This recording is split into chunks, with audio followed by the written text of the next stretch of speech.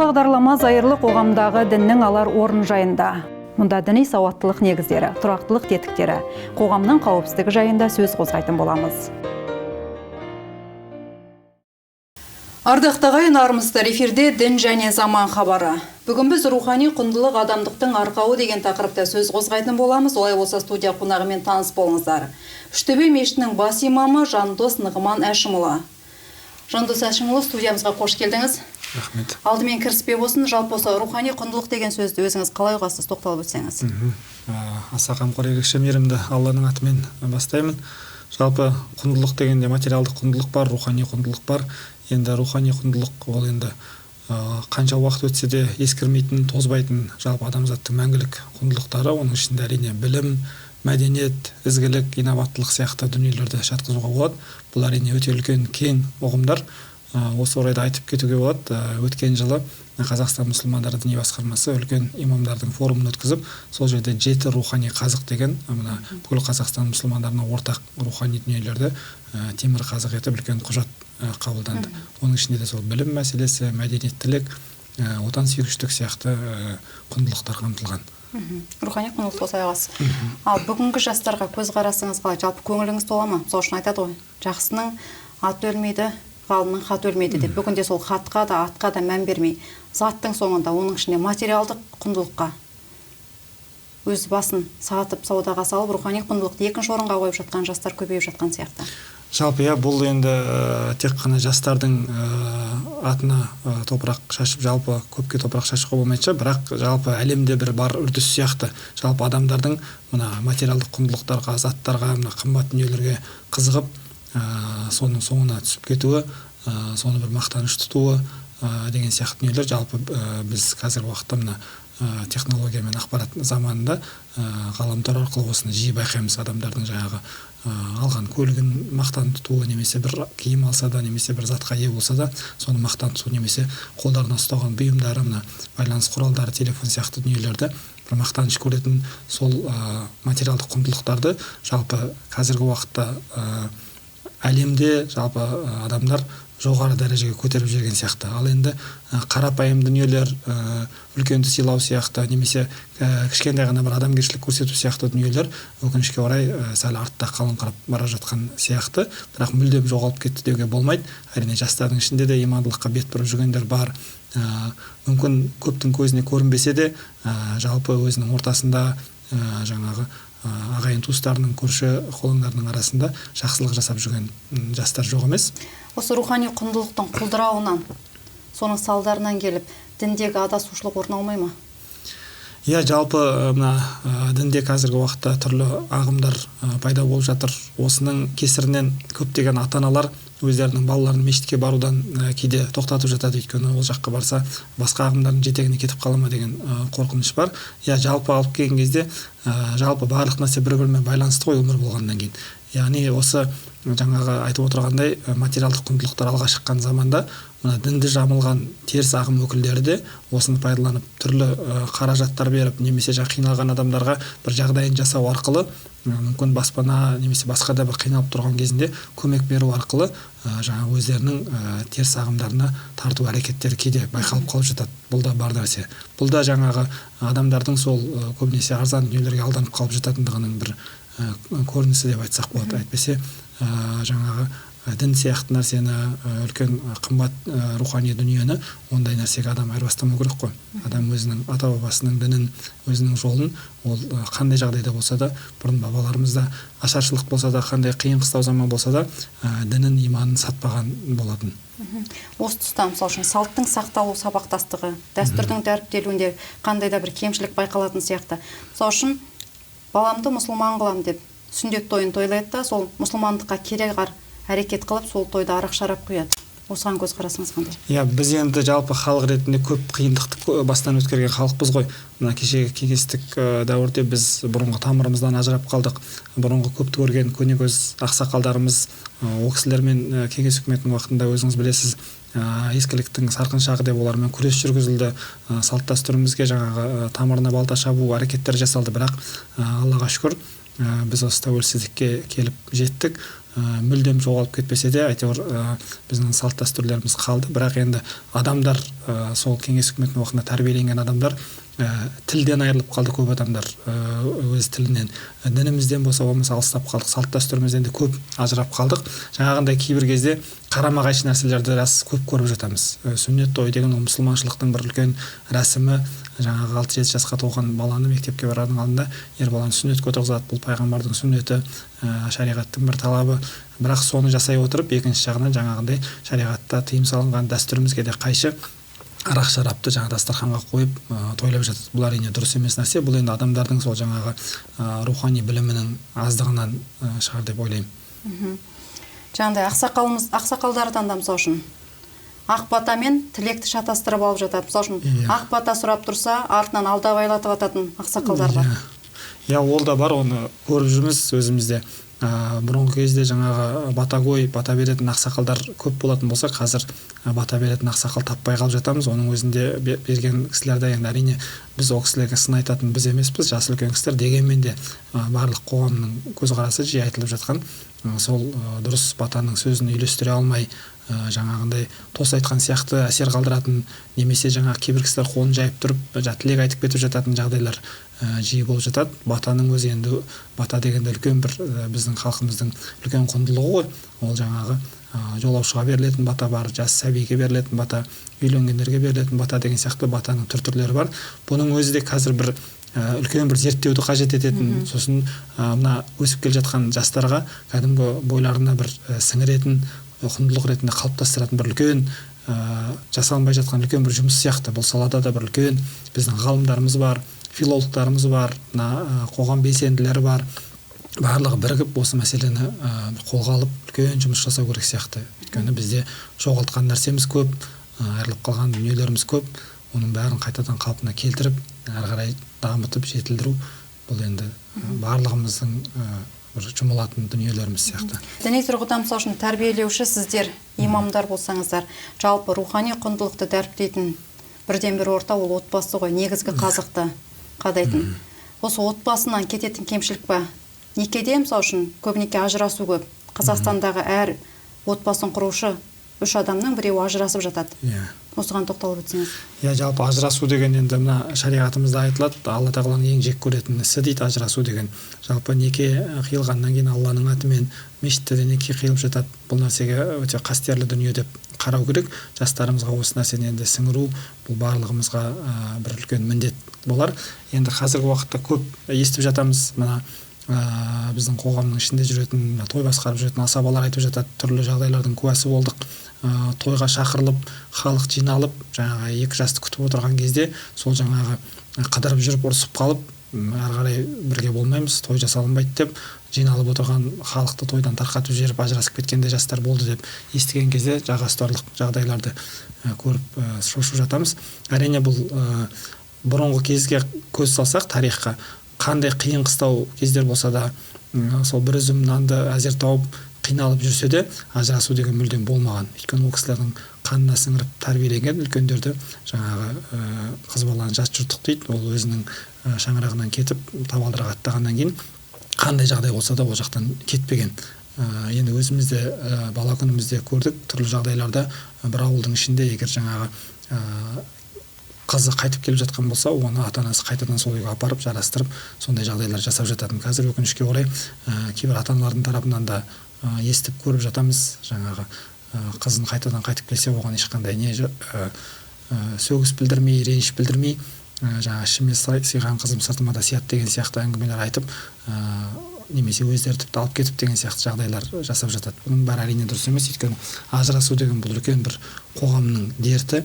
Ол ажырасқаннан ешкім жақсы болмайды. Әрине ажырасудың бір орынды кездері болатын шығар. Егер жаңағы ер азамат жаңағы бір маскүнемдікке салынып, себепсіз келіп жаңағыдай қол көтеріп, таяқтап жаңағы күн көрсетпей деген сияқты сондай бір ауыр жағдайлар болып жатса, әрине ол мүмкін сондай жағдай болатын шығар. Бірақ болмашы бір себептермен бір кішкентай дүниелерге бола ренжісіп ажырасуға бара беру бұл әрине жақсылыққа бармайды. Жаңа өзіңіз айтып отырған статистика өте қорқынышты. Әр отбасын құрған 3 отбасының жаңағы біреуі ажырасып кетіп жатады деп жатамыз. Ол әрине өте қиын. Ажырасқаннан кейін әрине ол жерде жетім балалар, жаңағы тірі жетім, тірі жесір деген сияқты тірі болса да, бірақ екеуі екі жақта. Бұның бәрі әрине жақсы емес, өйткені бала толыққанды отбасыда тәрбиелену керек, оған әкенің жылулығы да керек, ананың жылулығы да керек. Ал енді ажыраспай бір үйде отырып, әкесі мен анасы қабақ шытып сөзге келіп қалған жағдайда баланың өзін байқаймыз қандай қиын жағдайға түсетіндігін, баланың ол жаңағы психикасына қалай қатты әсер ететіндігін. Сондықтан да бұрынғы кездерде көпті көрген үлкен кісілер егер келіспей қалып жатса, балалардың көзінше емес, өздері бөлек әңгімелесіп, өз араларындағы мәселені балаларға білдірмей шешіп жататын. Үлкен аналар мысалға қандай жерден жаңағы ер азаматтың тарапынан бір реніш көрсе де, оны білдірмей балаларына күліп жүріп, сөйтіп баланың тағдырына алаңдаушылық білдіретін. Қазір өкінішке орай осындай бір жауапкершілік сезімдер азайып бара жатқан сияқты жастардың арасында. Дінді дұрыс түсінбеушілік па, әлде некенің құдіретін түсінбеушілік па? Бүгінде мысалы үшін жаңағы ажырасуды мысалы үшін дінмен әкеп дәріптеп, оның ішінде сауатсыз дәріптеп, мысалы үшін талақ айтып, тастап кетіп, отбасын талқандайтындар көбейді. Өкінішке орай осындай жағдай өршіп тұр. Мына тіпті байланыс құралдары арқылы, телефон арқылы, жаңағы SMS дейміз ғой, сондай хабарлама арқылы да талақ деп жазып жіберіп, немесе телефонмен талақ деп айтып, сөйтіп ажырасып кету деген нәрсе. Бұл әрине отбасы деген үлкен жауапкершілікті түсінбеу, өйткені адам отбасын құрған кезде бұл Алла тағаланың алдында үлкен мойнына жауапкершілік алады. Бізде халықта сөз бар, пайғамбарда күйеу баласын сыйлаған дейді. Бұл сөз қайдан шықты дейтін болсақ, өйткені күйеу бала деген адамды неге ондай сый құрметке лайық көріп отыр? Өйткені әкенің мойнындағы үлкен аманатты өз мойнына алып отырған адам күйеу бала деген. Әкесі жаңағы қызын қанатқа қақтырмай, тұмсықтыға шоқтырмай, жаңағы 18-ге келгенге дейін өсірген болса, ары қарайғы қалған өмірінің бәрінде осы сіздің қызыңыздың бүкіл тағдырын мен өзіме мойныма алам деген адам болғандықтан күйеу баланы солай сыйлаған. Сондықтан сондай үлкен жауапкершілікті алғанын көп біздің жігіттер жағы, ер азаматтар түсіне алмайтын сияқты. Үйленуді өте бір жеңіл деп қарап, үйленіп ажыраса салып, немесе жаңағы басқа бір әйелмен үйленіп тағы да оны тастап деген сияқты. Бұл өкінішке орай дінді ұстанған жаңағы кейбір әсіресе теріс ағымдардың соңында жүрген жастардың ішінде жиі байқалады.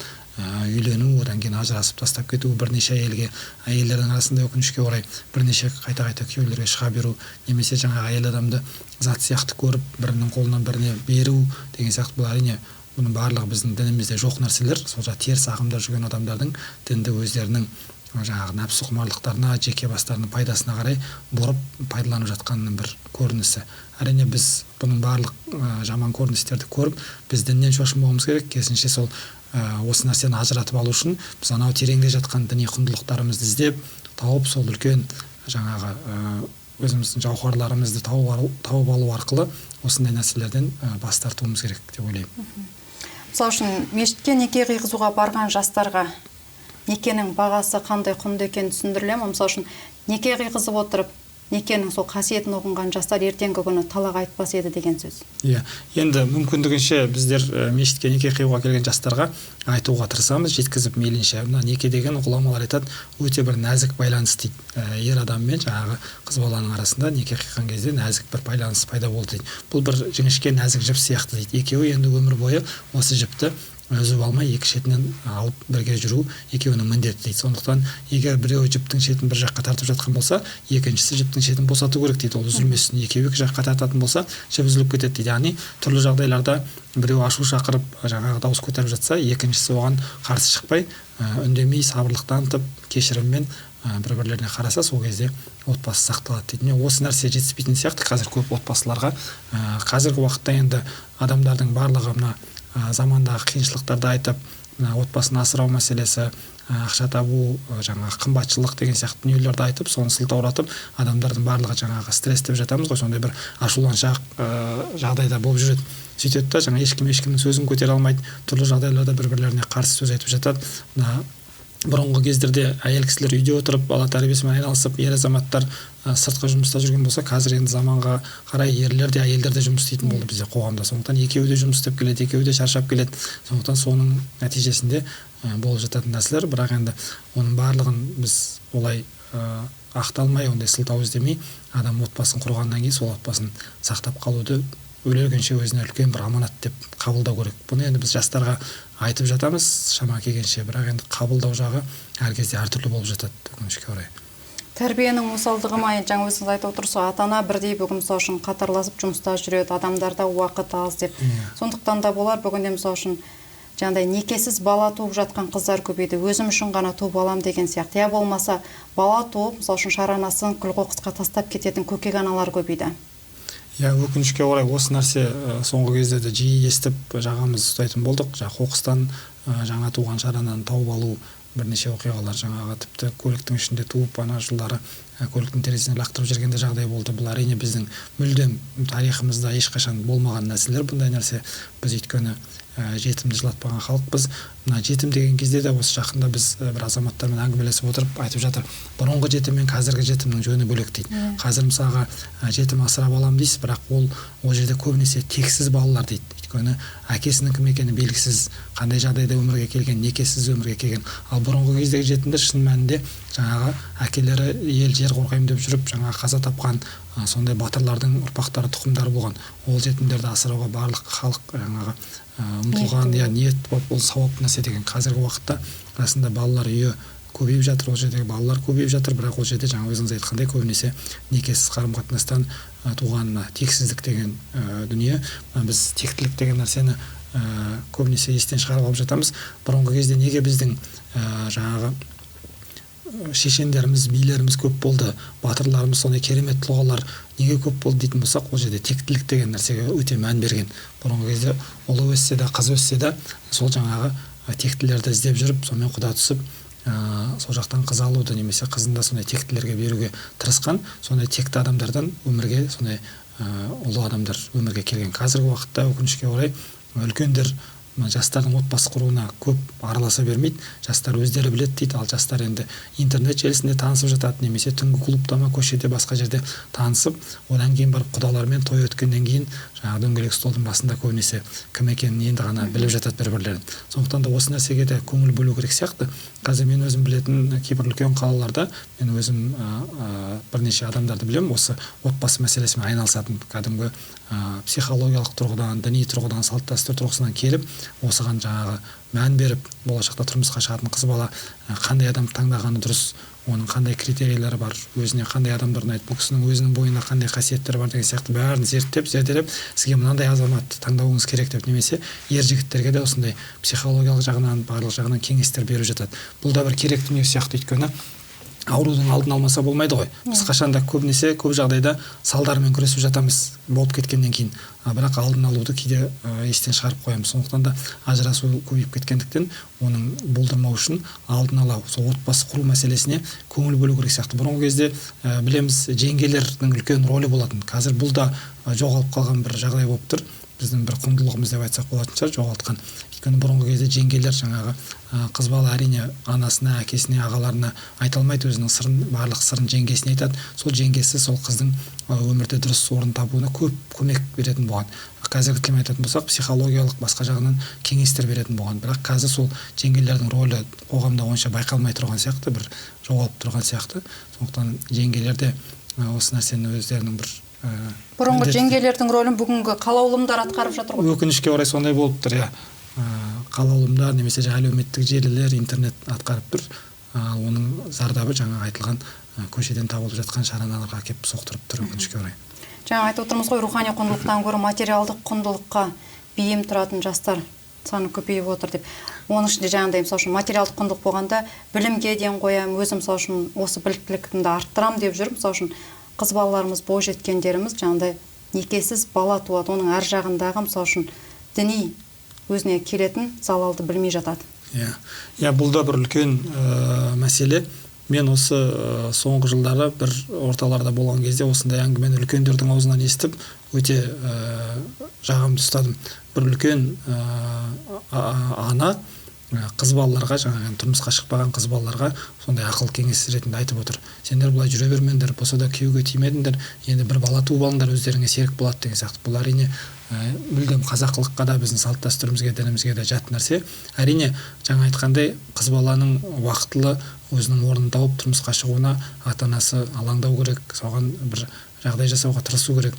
Ал енді бірақ жаңағы отырып қалды екен деп оған жаңағы өзің үшін бала туып ал деген кеңес ол мүлде дұрыс емес нәрсе. Өйткені ол жаңа некесіз туылған жаңағыдай тексіздік деген нәрселерді айтып жатырмыз. Бұл жақсылыққа алып келмейді. Біздің қоғамда неге келеңсіз жағдайлар көп, оның бәрі айналып келгенде осындай тексіздік деген сияқты. Тексіздік түсіндірілмейді ғой. Бұрындары қалай еді, мысалы үшін тектіден текті туады, тектілік тұқым қуады деп балаға түсіндіріп отыратын. Бүгінгі олай түсіндіру жоқ қой, мысалы үшін. Өкінішке орай сол жоқ болып тұр. Енді осы нәрсені біз жалпы көпшілік болып қолға алуымыз керек шығар. Енді рухани жаңғыру деп жатырмыз. Әр жерлерде әртүрлі бір бастамалар көтеріліп жатыр ғой. Сондықтан осыны бір қоғам болып, мына азаматтар болып, қолында жаңағы билігі бар адамдар болсын, ақсақалдарымыз болсын, қоғамдағы белсенді азаматтар, жалпы барлығымыз бірігіп осы нәрселерді бір мүмкін мектептің аясында ма бір қосымша сабақтан тыс дүниелер ашу керек па, немесе мысалға жаңағыдай ақсақалдар мектебі, әжелер мектебі деген сияқты дүниелерді дамыту керек па. Біз өзіміз мешіттің аясында 4 мектеп ашқанбыз. Осындай ақсақалдар мектебі, әжелер мектебі және қыз-келіншектер және жастар сектор деп бөліп 4 бөлім. Осы арқылы жұмыс жасауға тырысып жатырмыз. Осындай дүниелерді мүмкін ауқымын кеңейтіп, жалпы қоғам болып қолға алу керек шығар. Олай болса, Жандос Әшімұлы, рухани құндылықты дәріптеп, құнды мағлұматтармен бөліскеніңіз үшін көптен көп рахмет. Еңбегіңіз жансын. Рахмет. Құрметті көрермен, дін және заман хабарының бүгінгі саны осымен тәмам. Аман сау жүздесейік.